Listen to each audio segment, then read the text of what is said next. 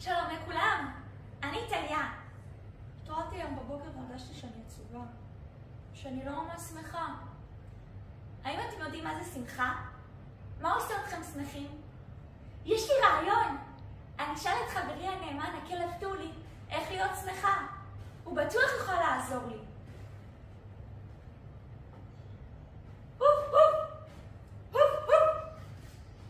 שלום טליה. שלום טולי. מה קרה? אני עצובה. עצובה? למה את עצובה? אני לא יודעת למה אני עצובה. יש לי רעיון. בוא נצא ביחד למסע. אני אכיר לך את חבריי. הם יעזרו לך בוודאי.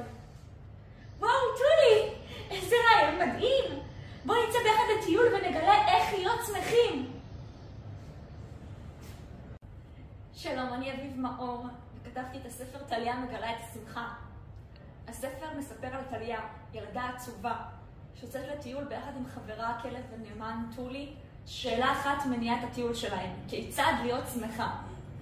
בדרך טליה פוגשת חיות שונות ומגוונות, שכל חיה נותנת לה עצה לחיים טובים ומאושרים. טליה אוספת את כולם ומגלה עולם קסום ונפלא של שמחה. הספר מעביר מסר חינוכי לילדים ולהורים, את הערך החשוב ביותר, כיצד לחיות חיים טובים ומאושרים באמת. אני עושה שעת סיפור ויצירה של הספר, ואני ממש אשמח אם תזמינו אותי לעשות שעת סיפור ויצירה אצלכם. אז מה אתה אומר, טולי? האם כדאי להם לרכוש את שעת הסיפור שלי?